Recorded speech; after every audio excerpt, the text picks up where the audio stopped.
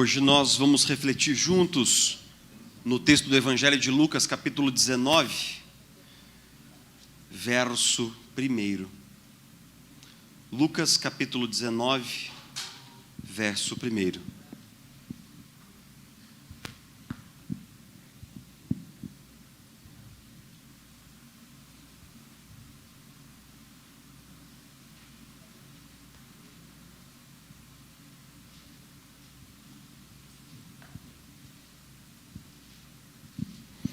Lucas 19, verso 1, nós lemos assim. Eu estou utilizando a Nova Versão Internacional.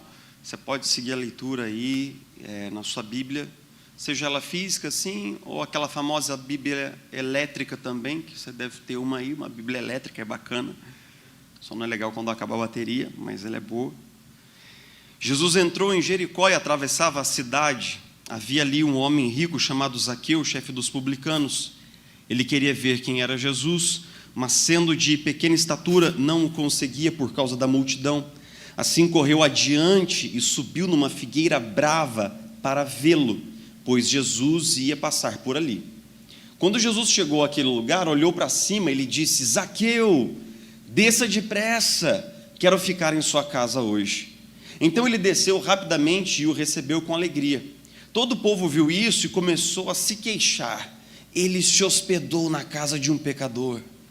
Mas Zaqueu levantou-se e disse ao Senhor: Olha, Senhor, estou dando a metade dos meus bens aos pobres, e se de alguém extorquir alguma coisa, devolverei 4 vezes mais.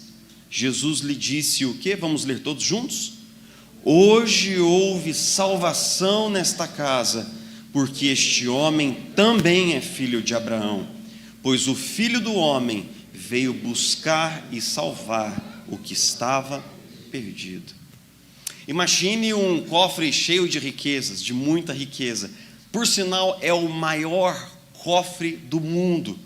12 andares, praticamente 3 acres cúbicos de dinheiro. Sim, nós estamos falando dela, a caixa forte de quem? Do tio Patinhas. A caixa forte do tio Patinhas é o maior cofre que uma imaginação muito fértil pode construir, e ela foi feita para guardar o seu rico dinheirinho depois que ele entrou no setor dos diamantes. Assim conta a história. Ele começou a guardar dinheiro debaixo do colchão, mas o colchão ficou alto demais e já bateu no teto da casa do tio Patinhas. Ele construiu um cofre, então, para que ele pudesse fazer uma coisa que nós sabemos que o tio Patinhas gosta muito. Ele gosta de mergulhar no seu dinheiro e nadar no seu dinheiro. A figura, o personagem criado pelo cartunista Carl Banks em 1948, ilustra de forma icônica todas as fantasias que uma geração capitalista pós-guerra tinha, que era o seguinte: ganhar dinheiro a ponto de poder nadar nele, a ponto de poder ter uma piscina de dinheiro dentro de casa. É engraçado como Carl Banks ele traduz os anseios materialistas de uma geração nessa figura, o tio Patinhas, que é um eco de uma outra personagem literária, que é o Ebenezer Scrooge, do famoso conto de Natal do roteirista inglês Charles Dickens. Agora, note como algumas pessoas têm falta de assunto e excesso de tempo ao mesmo tempo. Eu estava pesquisando essa semana, sobre o tio Patinhas. E pasme você que a revista Forbes há 20 anos publica uma lista dos personagens fictícios mais ricos. E quem você acha que está em primeiro lugar? O tio Patinhas. E eles chegam a estipular a riqueza dele em 67 bilhões de dólares. Quem vocês acham que está em segundo lugar? Isso daí é pergunta para mim, quase que nerd, né? O dragão Smaug, de O Hobbit, cuja fortuna está avaliada em 39 bilhões de dólares. Bom, não sabia que a revista Forbes tinha essa seção de cultura assim tão vasta e rica, né? Agora, eu queria que você pensasse comigo sobre um recorte específico da vida do tio Patinhas, porque logo depois de ter aparecido em 1947, num quadrinho que foi vendido nos Estados Unidos e aqui também no Brasil, em 1948 saiu a segunda série de Aventuras do Tio Patinhas. E como se dava isso? ele descobre sobre uma notícia de que existe um tesouro num castelo da Escócia que havia pertencido à família. E ele deixa a sua caixa forte e ele arregimenta os seus sobrinhos para que eles saiam numa caça ao tesouro. A grande pergunta é, mas ele já não tinha o bastante? E é exatamente nesse ponto que a arte imita a vida, porque o tio Patinhas deixa o seu tesouro descomunal na caixa forte para ir em uma aventura onde ele se arrisca diante de perigos reais, porque ele tem muito, mas ele quer mais. E é justamente aqui que o tio Patinhas se torna uma figura tragicômica que ilustra muito o espírito do nosso tempo. Ao longo da nossa série aqui sobre fé e finanças, eu notei que muitas pessoas em conversas particulares revelaram para mim um desconforto do tema que nós estamos tratando aqui. Mas não tem jeito, ou nós integramos todas as áreas da nossa vida à nossa fé, ou então ficará alguma área não integrada, não tocada, não transformada pelo Evangelho. Na primeira reflexão, nós, em Mateus 6, perguntamos, aonde está o nosso coração? Na segunda reflexão, nós perguntamos, onde está a nossa satisfação? Aonde está o nosso contentamento? E hoje, nós vamos encontrar a lógica cristã para uma generosidade nas finanças. Nós vamos falar hoje sobre 3 coisas dentro do texto. Nós vamos falar sobre a busca de Jesus, nós vamos falar sobre a busca de Zaqueu, nós vamos falar sobre o vazio de Zaqueu e nós vamos falar sobre a resposta de Jesus. Vamos falar sobre a busca de Zaqueu, o vazio de Zaqueu e a resposta de Jesus. O Evangelho de Lucas, ele é de longe a narrativa evangélica mais bem estruturada. Quando você lê o Evangelho, você nota uma sequência e um fio de temas que se complementam e que crescem numa progressão. O Evangelho de Lucas tem algumas ênfases que só ele tem. Por exemplo, ele é o que mais enfatiza a vida de oração de Jesus. Ele é o que mais enfatiza a maneira como Jesus acolheu dentro do seu círculo de relacionamentos algumas pessoas que eram excluídas. Por exemplo, só Lucas conta para nós essa parábola muito interessante do fariseu e do publicano indo ao templo orar juntos. E só Lucas conta o encontro de Jesus com um fariseu, com um publicano chamado Zaqueu. Nós estamos chegando nos arredores de Jericó, e Jericó era uma cidade conhecida por ter muitas rotas comerciais passando por ali. Quer dizer que por ali circulavam muitos bens, riqueza circulava por aquela cidade. E é notório que toda essa riqueza, ela tinha que pagar impostos para cruzar determinados limites alfandegários, porque os judeus estavam sob o domínio romano e os romanos impunham uma duríssima carga de impostos e de tributos aos judeus. Então nós estamos passando por um lugar onde o dinheiro dos impostos corria muito generosamente e um homem ouve dizer que Jesus está entrando na cidade. O nome desse cara é Zaqueu. Ele é apresentado por Lucas como sendo muito rico e ele usa um termo para definir a posição hierárquica de Zaqueu, que é uma palavra rara, só aparece uma vez em todo o Novo Testamento, que é arquitelones. Arquitelones quer dizer o principal cobrador de impostos de toda uma região. Então, Zaqueu era um homem muito rico, ele era o principal cobrador de impostos. E o que isso tem a ver com Jesus? Tem a ver com Jesus que os romanos, eles tinham uma tática muito esperta para cobrar os impostos dos povos dominados. Eles não botavam romanos para fazer isso. Eles arregimentavam, eles cooptavam pessoas daquele povo para cobrar impostos dos seus vizinhos e irmãos. Então quer dizer que os publicanos eram quem? Eram judeus que haviam se sujeitado a serem prestadores de serviços, servidores públicos, para os romanos, cobrando impostos dos seus irmãos. Não era difícil de imaginar o ódio que esses homens carregavam e o desprezo. Sabe por quê? Porque no dia que você se tornasse um publicano, você seria imediatamente excluído da família, excluído da sinagoga, seria expulso do templo e provavelmente você seria excluído do WhatsApp da família também. O que quer dizer que o nível de rejeição a essas pessoas era muito grande. Por quê? Porque eles eram vistos como traidores da família, traidores de Deus, traidores da pátria. A pergunta é, Por que alguém se sujeitaria a ser odiado pelos seus vizinhos, pelos seus parentes, a receber olhares de desprezo e de rejeição?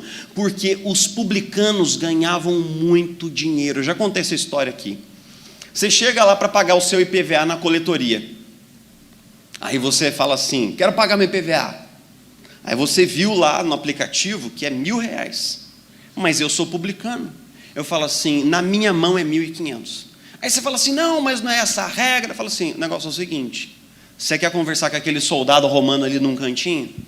Então paga os 1.500. R$1.000 era repassado para o governo romano. R$500 ficava na mão de quem? Do publicano.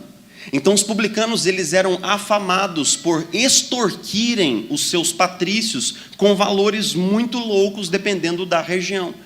O que quer dizer que eles roubavam os seus irmãos. O que quer dizer que todos eles eram muito ricos, então ser um publicano era um caminho certo para ser rico e um caminho certo para ser odiado.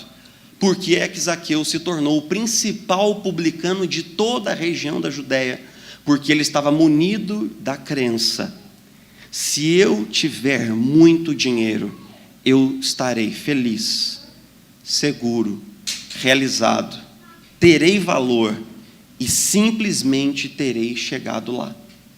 Zaqueu vivia pela crença de que o dinheiro poderia lhe dar toda a aceitação, o valor pessoal, todo o amor que ele precisava como indivíduo, e ele pagou o preço da rejeição, da exclusão do templo e da sinagoga, tudo para tornar-se rico. Essa crença no poder do dinheiro para nos dar uma boa vida, para nos dar valor pessoal, para nos dar realização e senso de valor pessoal, ela é tão milenar que Jesus se dedicou a falar longamente sobre isso, e os apóstolos também pregaram sobre isso, tanto Paulo quanto Pedro. Por quê? Porque o dinheiro é um grande fazedor de promessas.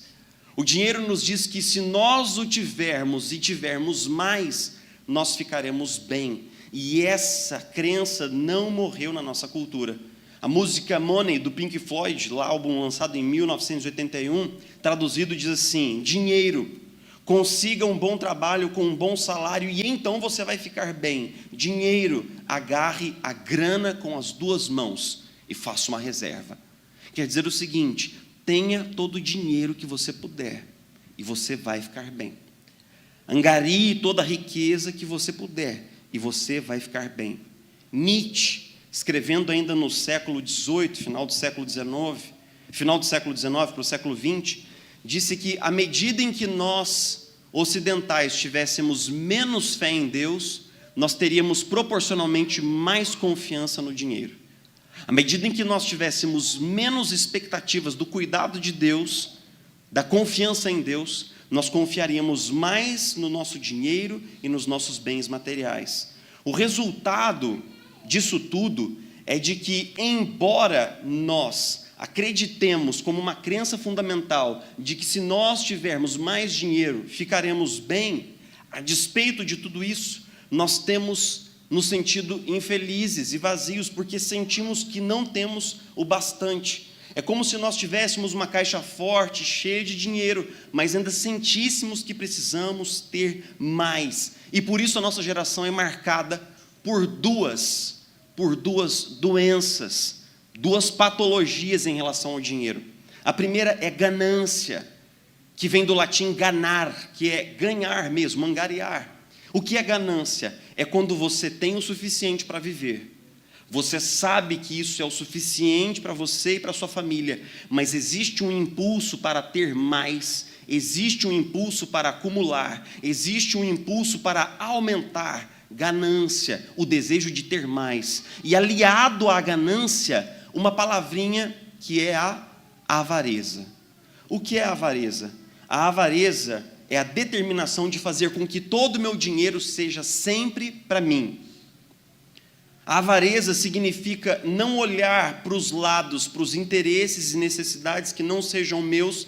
Então todo o meu dinheiro que é retido e angariado, ganância, ele é usado única e exclusivamente para mim, avareza. E isso gera algumas situações. A primeira delas é que muitas vezes nós colocamos o dinheiro acima da família.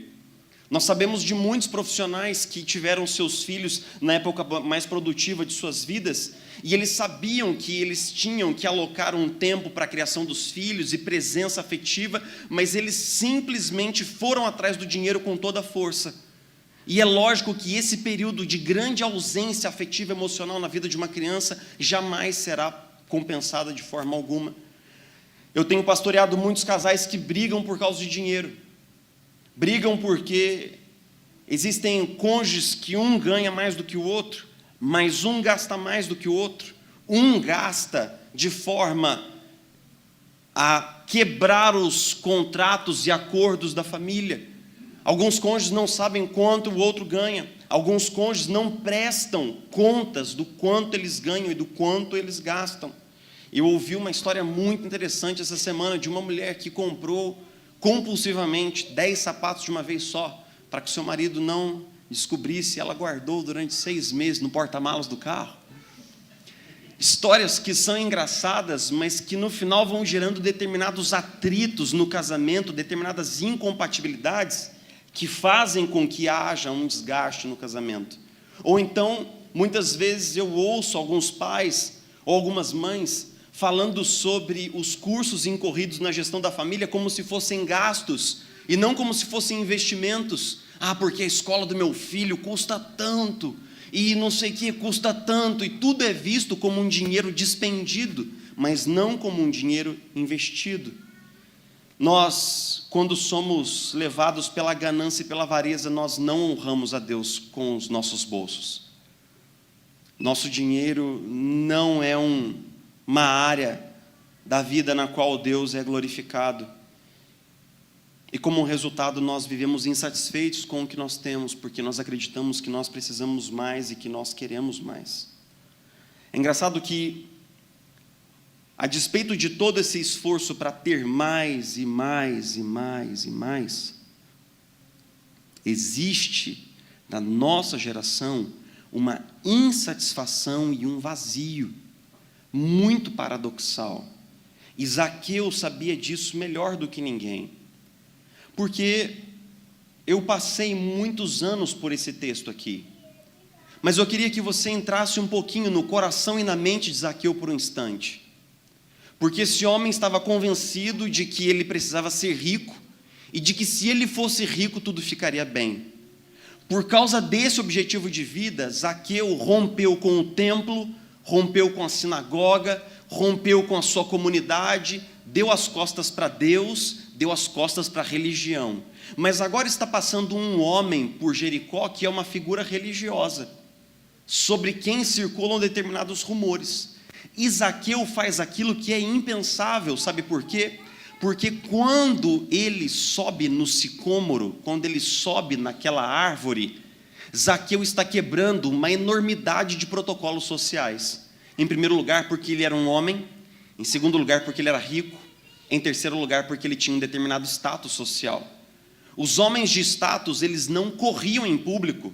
Eles não podiam exibir suas canelas diante de uma multidão. Existia um protocolo social muito restrito em torno do comportamento de um homem, ainda mais de um homem de alta posição. Mas Zaqueu ignora tudo isso e sobe na árvore. Sabe por quê? Porque embora Zaqueu seja muito rico, ele continua vazio e ele continua em busca de alguma coisa que ele não sabe nominar o que é, porque ele já havia abandonado a religião, mas agora ele se volta e ele quer ver esse tal Jesus, ele quer saber quem Jesus é, e ele quebra uma enormidade de protocolos, subindo numa árvore, parando no caminho, uma vez que vocês sabem que o publicano não era querido, Zaqueu era baixinho, a multidão não lhe daria espaço para que ele visse Jesus na primeira fila, então ele sobe numa árvore, o que está compatível com o perfil de Zaqueu.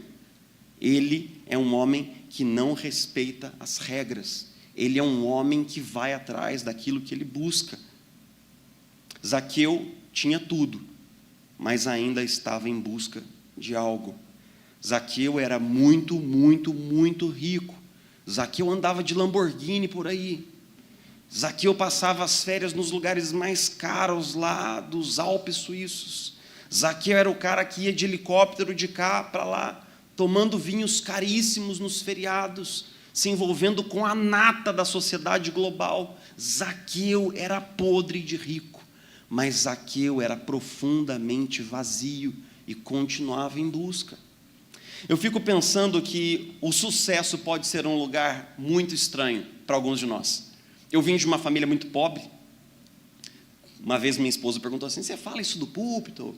Que você veio de uma família pobre, o que as pessoas vão pensar?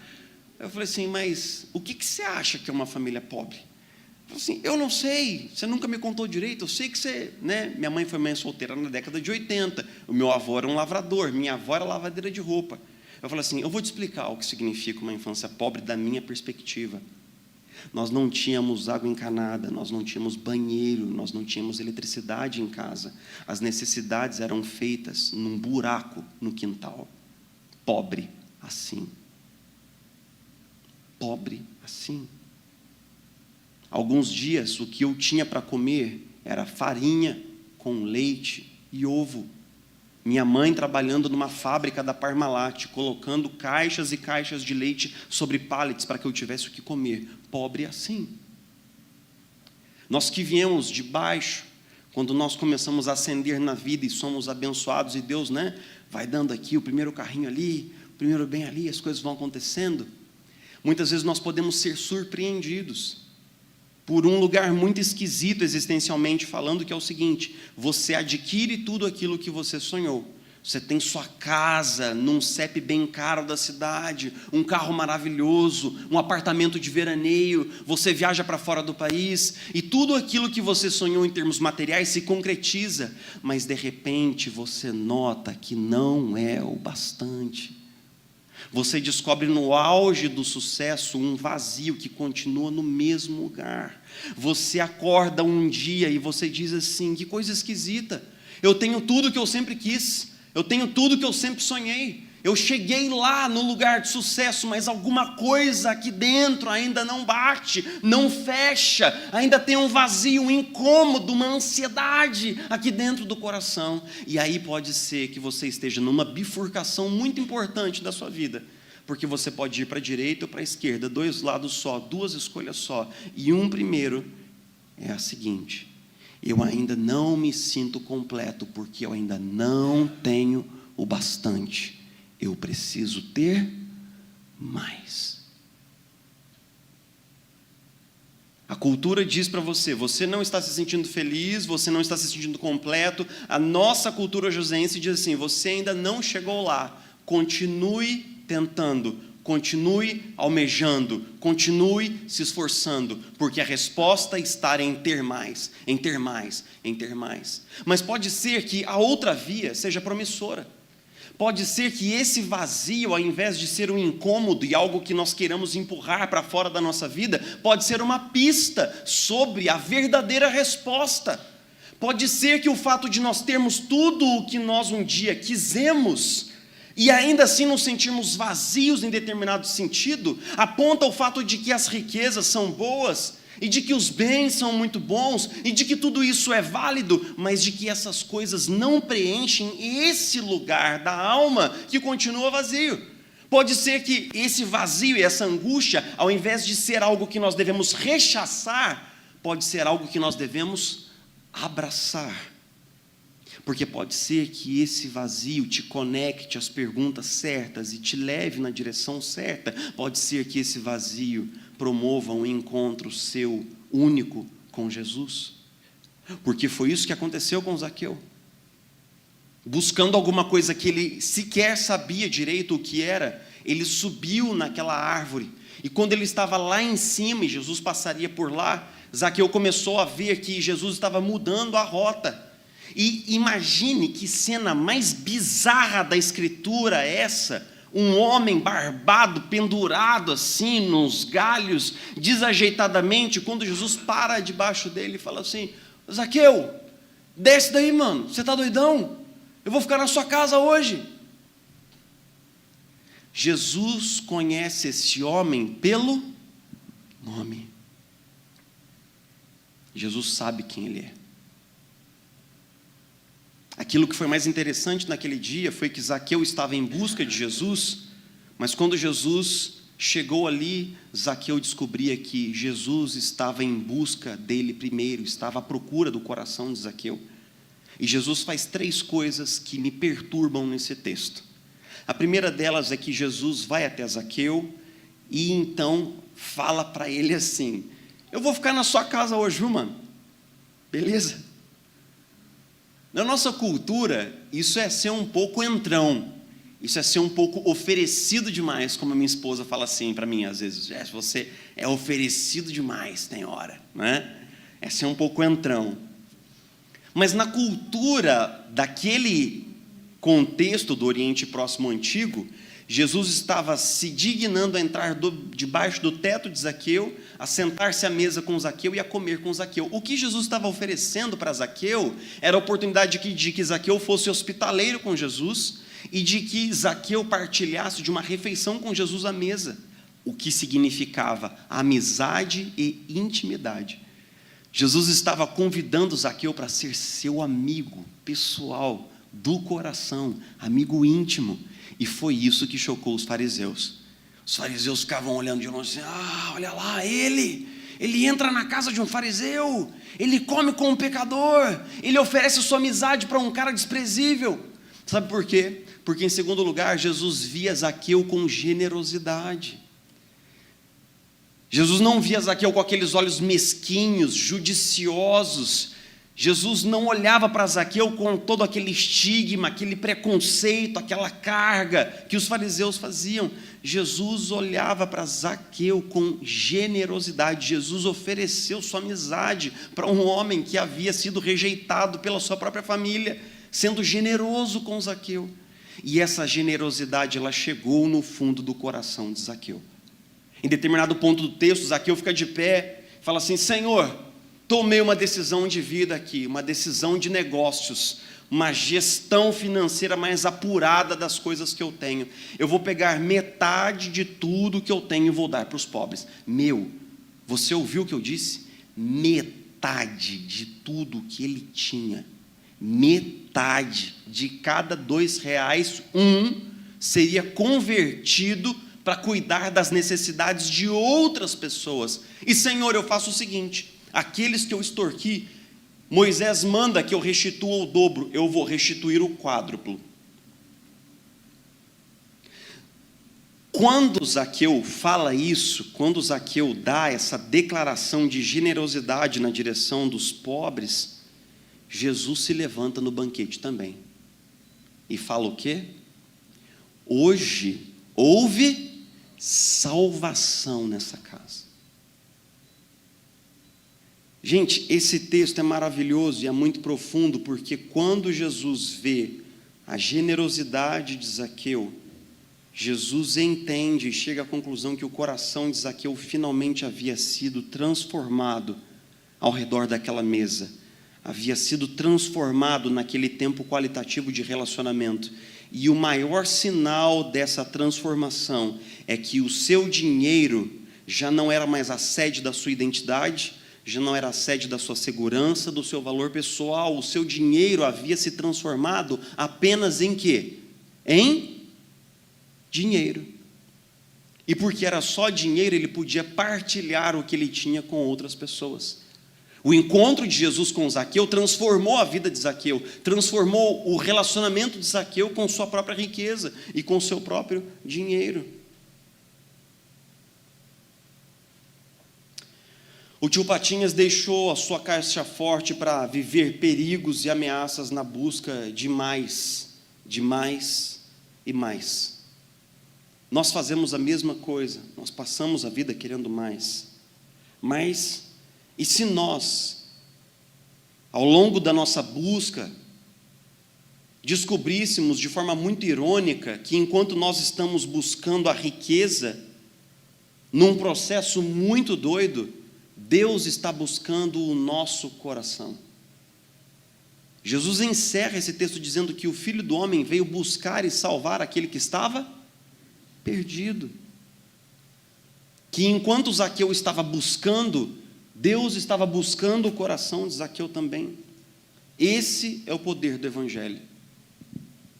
Deus busca a você e a mim. Deus procura você. Você é o tesouro do coração de Deus. A riqueza que Ele busca não é encontrada em prédios suntuosos, em templos maravilhosos, coisas folheadas a ouro. Deus pouco se importa com isso. A única coisa que Deus não tinha na sua glória, e que Ele veio buscar aqui, somos eu e você, homens e mulheres pecadores, que demos as costas para Deus, mas que precisaram ser resgatados para conseguir voltar para casa. Deus busca você. O Filho do Homem veio resgatar e salvar a você e a mim. E é por isso que o Evangelho deve transformar o nosso coração, deve transformar essa área de como nós vivenciamos, experimentamos e vemos a nossa relação com o nosso dinheiro e com as riquezas. Quando o nosso coração é transformado pelo Evangelho, ao invés de ganância, nossa vida vai sendo transformada em matizes de gratidão. Ganância é o desejo de ter sempre mais. Não estou satisfeito com o que eu tenho e eu quero mais. Mas a gratidão nos habilita a agradecer a Deus pelo que já temos. Quando eu fiz uma série em Eclesiastes uma vez na igreja, eu falava assim, gente, uma bobagem, né? A gente fica correndo atrás da vida, correndo atrás da vida, correndo atrás da vida, e a sua churrasqueira está lá parada, e você trabalhando igual um maluco, e quando você menos espera, o seu churrasco faz um churrasco o seu cunhado faz um churrasco na sua churrasqueira. Nós temos coisas que nós não aproveitamos, e nós queremos mais. Nós temos coisas que nós não desfrutamos, e nós queremos mais. E aí o seu cunhado vai lá e passa uma tarde na sua piscina, só para quebrar com suas pernas, porque ele consegue desfrutar daquilo que você angariou, enquanto você está correndo atrás de mais e mais e mais. Então faça um churrasco, meu irmão, e me chama, em nome de Jesus. Me chama. Vamos louvar juntos ao Senhor pela bênção de ter uma churrasqueira em casa. Se a sua churrasqueira está criando plantas, vamos fazer uma campanha, 0 plantas na churrasqueira. 0 plantas na churrasqueira. Dietrich Bonhoeffer, no seu clássico Vida em Comunhão, diz que nós trabalhamos, mas quem nos sustenta e alimenta é Deus. É por isso que nós oramos agradecendo a Deus pelo pão nosso de cada dia. Fala assim, mas Jesus, como é que eu vou orar pelo pão nosso de cada dia? O pão eu fui na padaria, busquei e paguei com o meu dinheiro. Por que eu tenho que agradecer a Deus pelo pão que foi eu que comprei?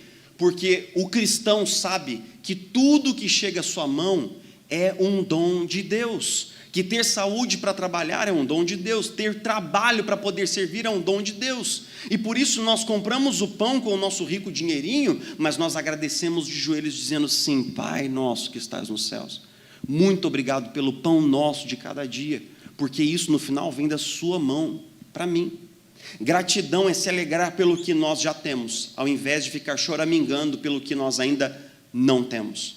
Meu irmão, você tem bastante. Você já está abençoado, viu? Você já está muito legal. Algum dia desses aí uma pessoa falou assim, nós éramos muito felizes antes, pastor, porque a gente ia para Campos do Jordão, no maior perrengue, não sei o quê, mas era uma bênção, não sei o quê. Rapaz, eu cheguei em casa e lembrei que eu tinha um Gol 1.0 16 válvulas, que o motor estava fundindo. Aí a Marcelina já está rindo porque ela sabe da história. Meus irmãos, o motor, cada 50 quilômetros que ele andava, ele queimava uma vela. Aí o que eu fiz? Eu comprei um jogo de vela da China, assim, umas 16 velas e uma chave de vela, Adriano, e virei mecânico. Andava 50 quilômetros, morria um pistão, eu ia lá, trocava. Eu fui para Campos do Jordão, levando a minha então noiva na época, nesse perrengue danado. Cheguei em Campos do Jordão, você sabe como é que é Campos do Jordão, né?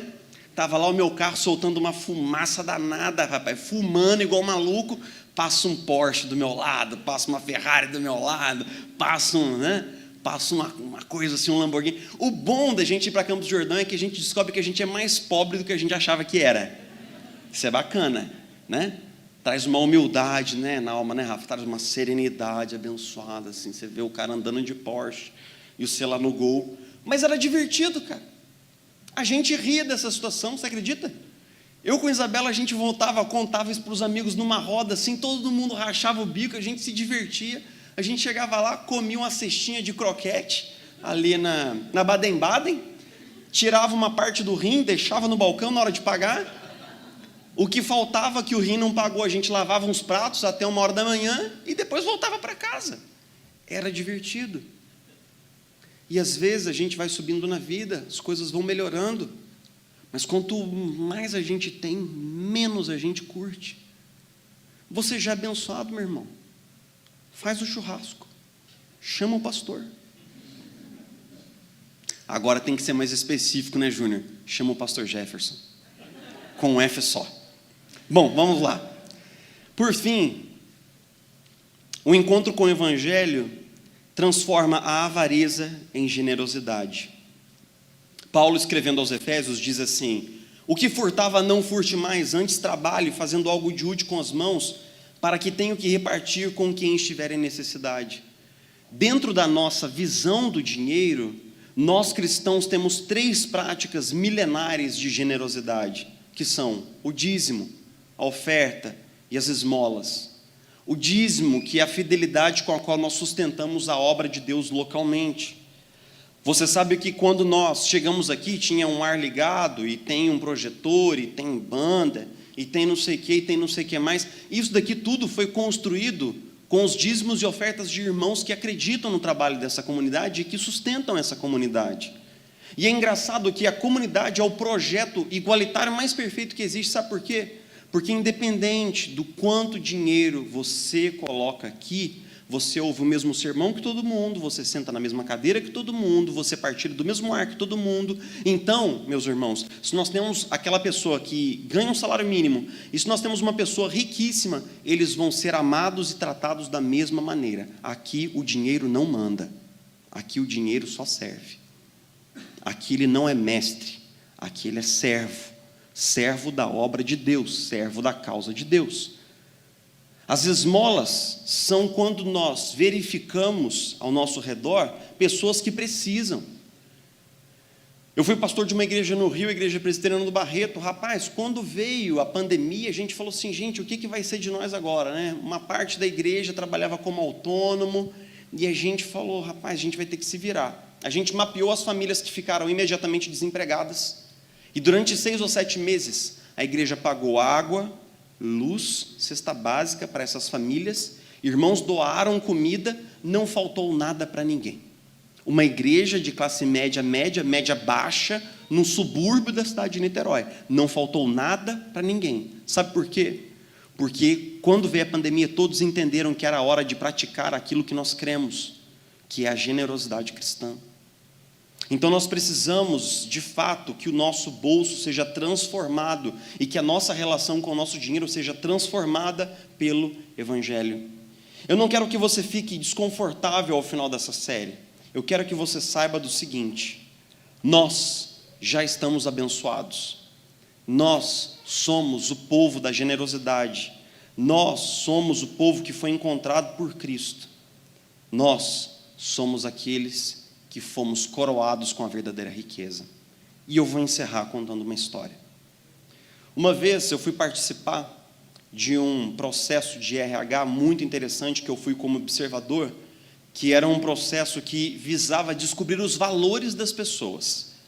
Então a história era a seguinte: sentava-se um monte de gente assim, em círculo, e o moderador falava assim: imagine-se que você está nessa condição, sua casa pegou fogo abruptamente, e as chamas estão consumindo o seu imóvel rapidamente. Você só tem poucos segundos para escolher alguma coisa, colocar debaixo dos braços e sair correndo para salvar a sua própria vida. O que você tiraria de dentro de casa? E algumas pessoas diziam prontamente assim: eu pegaria o meu cofre, eu pegaria uma pasta com dólar que eu tenho num canto, eu pegaria minhas joias, as joias da minha avó, eu pegaria o meu álbum de fotos de casamento, não sei o que, não sei o que. Depois de um tempo, o moderador falou assim: ninguém vai fazer uma pergunta? Ninguém vai me perguntar se tem pessoas dentro de casa? Se os filhos estão dentro de casa? Se tem um bebê dormindo no berço? Ninguém vai me perguntar se existem pessoas e não coisas dentro de casa? Sabe qual é a história do Evangelho? A história do Evangelho é que um dia o paraíso pegou fogo. uma fagulha incendiou um grande incêndio no paraíso. E fomos nós que colocamos fogo lá. Tudo começou a queimar rapidamente, fagulhas caindo por todo lado, flâmulas acesas. E então Deus teve pouco tempo para pensar. Ele pensou se ele tiraria o seu filho Jesus, o seu unigênito, ou se ele tomaria a mim e a você no colo para que nós não fôssemos consumidos pelo fogo da ira do próprio Deus. E dentro dessa escolha de poucos segundos, Deus não teve a menor dúvida. Deus pegou a mim e a você, nos tirou daquele lugar, nos deu salvação, mas em nosso lugar alguém morreu. Se você perguntar para Deus o que é mais importante para o coração dele, olhe para o Evangelho e você descobrirá, porque Deus preferiu ver seu filho morrer no seu lugar do que não tê-lo pela eternidade.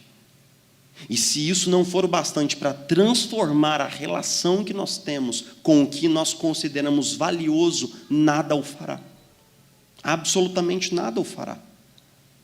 Meus irmãos, vocês já estão ricos, me acreditem. Não importa se vocês estão indo para Campos do Jordão num golzinho que queima vela a cada 50 quilômetros, vocês já estão abençoados, porque Jesus é a nossa riqueza, riqueza que não foi conquistada e que, graças a Deus, também não pode ser perdida. Que Jesus, ao assentar-se conosco à mesa, como fez com Zaqueu, possa saciar a nossa alma e possa gerar em nós verdadeira generosidade. Verdadeira generosidade. Senhor Jesus, muito obrigado. Nós somos agradecidos pelo Senhor ter enviado o seu único Filho para morrer em nosso lugar, porque isso, Senhor, derramou sobre nós toda a riqueza, a segurança, o valor pessoal que nós precisamos. Nosso valor pessoal não vem do que temos, do que nós podemos angariar, mas vem do fato de que Jesus nos conquistou para si mesmo na cruz do Calvário. Obrigado, Jesus. Nossa identidade, nossa segurança, nossa alegria não estão naquilo que está lá agora na nossa conta bancária, mas o Senhor é a âncora da nossa alegria, da nossa felicidade.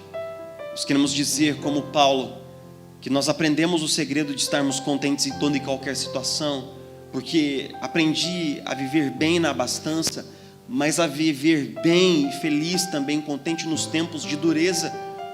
Todas as coisas nós podemos naquele que nos fortalece. Nos ajuda, Senhor, que nossa relação com o nosso dinheiro seja transformada, e que nós possamos nos lembrar que tudo o que somos e tudo o que temos, no fim, é do Senhor. No fim, é para o Senhor. Que nossos recursos possam mobilizar o reino de Deus. Que o nosso dinheiro possa alcançar a necessidade de pessoas que estão à nossa volta, sejam familiares, amigos, ou mesmo estranhos que estão padecendo, Senhor Jesus, no meio dessa crise que nós temos vivido. Que, Senhor Jesus, nosso dinheiro nunca, jamais receba a adoração, a confiança ou a veneração que só cabe ao Senhor, porque nós sabemos que nós não podemos servir a Deus e a riqueza, mas no fim, que tudo que é em nós, tudo que somos, tudo que temos, seja para a sua glória. Nós oramos agradecidos em nome de Jesus. Amém e amém.